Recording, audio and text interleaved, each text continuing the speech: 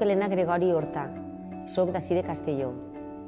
En primer lloc, vull agrair a l'Espai Vivències per haver-me convidat a donar el meu testimoni en la commemoració del proper dia 8 de març, del Dia de la Dona. En els temps que jo vaig créixer, pels anys 70, hi havia diferència entre homes i dones.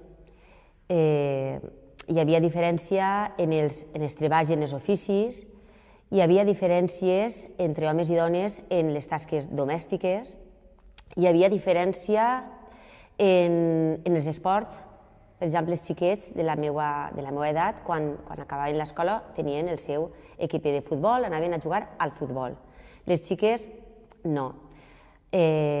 Tampoc estàvem educades en la cultura de l'esport, de la importància de l'esport. Les xiquetes, en el meu cas, anava al col·legi de Sant Domènec i teníem equipers de bàsquet i competíem entre xiquetes del bàsquet. Però ells futbol i nosaltres bàsquet. També hi havia diferència fins i tot en les motos que se gastaven. En aquell moment, les xiques, la majoria de xiques, Vespino. Els xics, motos de marxes, el que s'estilava aleshores, la Puig, la Copa i totes aquestes motos. Però era el que hi havia, la societat en aquest moment estava així i era això el que vèiem. En les tasques domèstiques, nosaltres en ma casa no hem patit aquesta diferència perquè, clar, érem dos xiques, però sí que jo ho he vist en amigues meues, en la meva època passava això, amigues meues o conegudes meues, la gent de la meva edat era així, les xiques ajudaven a la mare també a fer les tasques domèstiques, a fer els recaus i tot això, i els xics no, si feia falta no s'alçaven de la cadira, perquè la mare mateixa era qui ho manava, qui havia de fer, i li manava la xica. Però, per exemple, en ma casa sí que és cert que es van educar molt en el tema el valor de tindre independència. El dia de demà tindre independència econòmica. Estudieu o vosaltres el dia de demà és molt important que tingueu independència econòmica, encara que tingues parella o en aquell moment que te cases o no te cases, tu has de ser independent econòmicament. I vaja, un poc vam seguir aquest camí. La meva germana, en el seu cas, va estudiar un ofici, ha treballat d'aquest ofici, i jo vaig continuar els estudis en l'institut, els estudis secundaris i després els universitaris. En aquest moment també ja eren els anys 80 i 90 i ja hi havia un despertar en la societat de demanar la igualtat entre dones i homes, i nosaltres com a jóvens també ho fèiem.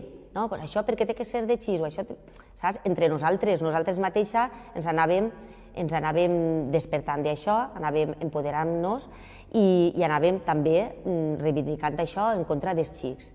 Però així tot, a veure, en el món de la universitat i en el món de l'institut tampoc hi havia diferència, perquè fores un estudiant o una estudiant no hem patit aquesta diferència.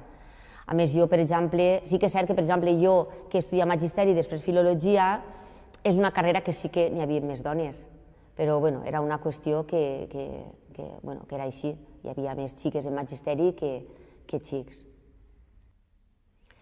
Evidentment, jo penso que s'ha avançat molt en temes de millores socials, de millores econòmiques de la dona, millores en el treball, millores en el que havia comentat de les tasques, que això és una cosa que jo la tinc molt present, el tema de les tasques domèstiques. Ara no concebís, no m'imagine alguns pares demanant-li ajuda o demanant que facin tasques de casa a una filla que al fi no s'alça de la cadira, que no ho concebís.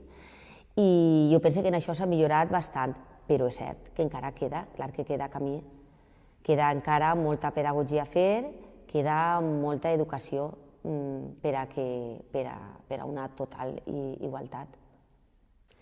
Jo tinc la sort que, com treballo en la docència i m'agrada moltíssim, jo tots aquests valors, a part de les assignatures que jo dono de llengua i de literatura, els docents hem de fer més enllà. Nosaltres hem d'aportar el nostre gra d'arena en molts aspectes i en molts valors. Un, la igualtat entre les persones, però molts altres que jo jo personalment i molts mestres, la majoria també ho treballen i és una satisfacció molt gran i pense que és una educació molt bona que estem donant per al futur d'aixòs xiquets.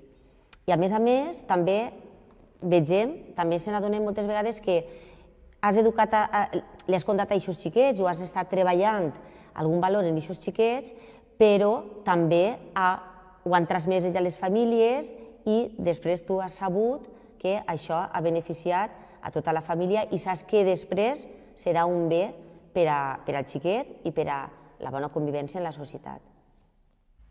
Per acabar, vull llançar un missatge a totes les meves companyes i companys de la docència per continuar transmitint aquests valors que seran el futur, que ens portaran a una societat futura més justa, més democràtica, més igualitària i en llibertat. Sols em queda agrair als meus pares per l'educació que m'han donat i que m'han facilitat poder ser lliure i poder ser el que soc. I a la meva parella també per poder continuar aquesta tasca de vida juntament.